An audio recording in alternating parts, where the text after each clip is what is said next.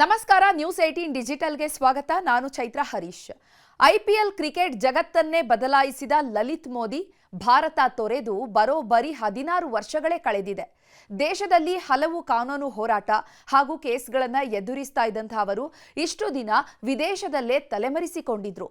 ಆದರೆ ಈಗ ಅಪೀಲೇಟ್ ಟ್ರಿಬ್ಯುನಲ್ ನೀಡಿರುವಂತಹ ಒಂದು ಮಹತ್ವದ ತೀರ್ಪು ಇಡೀ ದೇಶವೇ ತಿರುಗಿ ನೋಡುವಂತೆ ಮಾಡಿದ್ದು ಲಲಿತ್ ಮೋದಿ ಅವರಿಗೆ ಬಿಗ್ ರಿಲೀಫ್ ನೀಡಿದೆ.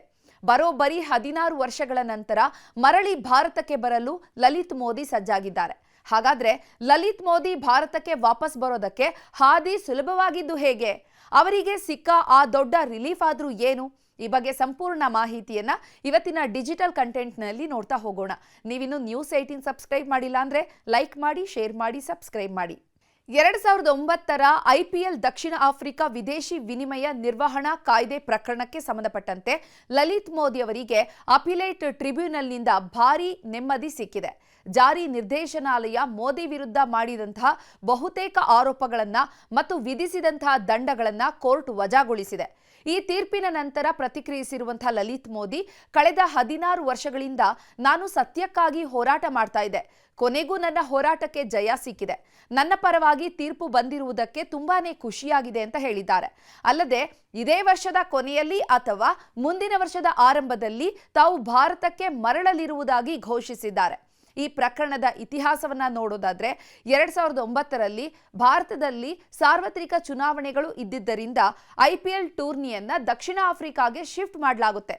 ಈ ವೇಳೆ ವಿದೇಶಕ್ಕೆ ಹಣ ವರ್ಗಾವಣೆ ಮಾಡುವಾಗ ರಿಸರ್ವ್ ಬ್ಯಾಂಕ್ ಆಫ್ ಇಂಡಿಯಾದಿಂದ ಮುಂಚಿತವಾಗಿ ಅನುಮತಿಯನ್ನ ಪಡ್ಕೊಂಡಿಲ್ಲ ಅಂತ ಆರೋಪಿಸಿ ಇಡಿ ತನಿಖೆಯನ್ನ ಆರಂಭ ಮಾಡಿತ್ತು.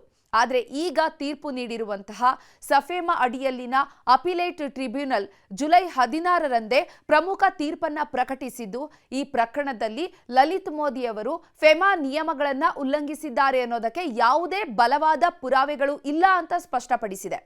ಕೋರ್ಟ್ನ ಈ ಆದೇಶ ಲಲಿತ್ ಮೋದಿ ಅವರಿಗೆ ಸಿಕ್ಕ ಅತಿ ದೊಡ್ಡ ಗೆಲುವಾಗಿದೆ.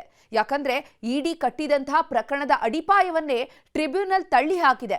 ದಕ್ಷಿಣ ಆಫ್ರಿಕಾದಲ್ಲಿ ಐಪಿಎಲ್ ನಡೆಸಲು ಕಳುಹಿಸಲಾದಂತಹ ವಿದೇಶಿ ಹಣದ ವರ್ಗಾವಣೆ ಏನಿದೆ ಅದು ಕರೆಂಟ್ ಅಕೌಂಟ್ ಟ್ರಾನ್ಸಾಕ್ಷನ್ ಆಗಿತ್ತೆ ಹೊರತು ಕ್ಯಾಪಿಟಲ್ ಅಕೌಂಟ್ ಟ್ರಾನ್ಸಾಕ್ಷನ್ ಆಗಿರಲಿಲ್ಲ ಅಂತ ಕೋರ್ಟ್ ಹೇಳಿದೆ. ಇದರಿಂದಾಗಿ ಈಗ ಹಿಂದೆ ಇಡಿ ಮಾಡಿದಂತಹ ತನಿಖಾ ವರದಿಗಳು ಸಂಪೂರ್ಣ ಆಗಿ ಉಲ್ಟಾ ಆಗಿದೆ.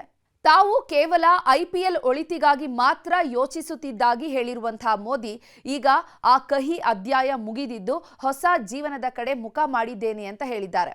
ಅಂದಹಾಗೆ ಲಲಿತ್ ಮೋದಿ ಅವರು ಭಾರತಕ್ಕೆ ಮರಳಲು ತಡ ಆಗ್ತಾ ಇರೋದಕ್ಕೆ ಮತ್ತೊಂದು ಕೌಟುಂಬಿಕ ಕಾರಣ ಕೂಡ ಇದೆ. ಅಕ್ಟೋಬರ್ ತಿಂಗಳಿನಲ್ಲಿ ಅವರ ಮಗಳಿಗೆ ಮಗು ಜನಿಸಲಿದ್ದು ತಾವು ತಾತ ಆಗ್ತಿರುವ ಸಂಭ್ರಮದಲ್ಲಿದ್ದಾರೆ.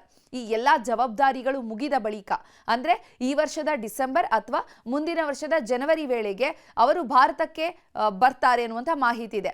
ಇನ್ನು ಬಿಸಿಸಿಐ ಮತ್ತು ಇನ್ಕಮ್ ಟ್ಯಾಕ್ಸ್ ಹಾಗೂ ಇಡಿ ತನಿಖೆಗಳಿಂದ ಬೇಸತ್ತು 2010ರಲ್ಲಿ ದೇಶ ಬಿಟ್ಟು ಹೋಗಿದಂತಹ ಐಪಿಎಲ್ನ ಈ ಅಸಲಿ ರೂವಾರಿ 16 ವರ್ಷಗಳ ಸುದೀರ್ಘ ವನವಾಸವನ್ನು ಮುಗಿಸಿ ಮರಳಿ ಸ್ವದೇಶಕ್ಕೆ ಬರ್ತಾ ಇರುವಂಥದ್ದು ಕ್ರಿಕೆಟ್ ವಲಯದಲ್ಲಿ ಭಾರೀ ಸಂಚಲನ ಮೂಡಿಸಿದೆ.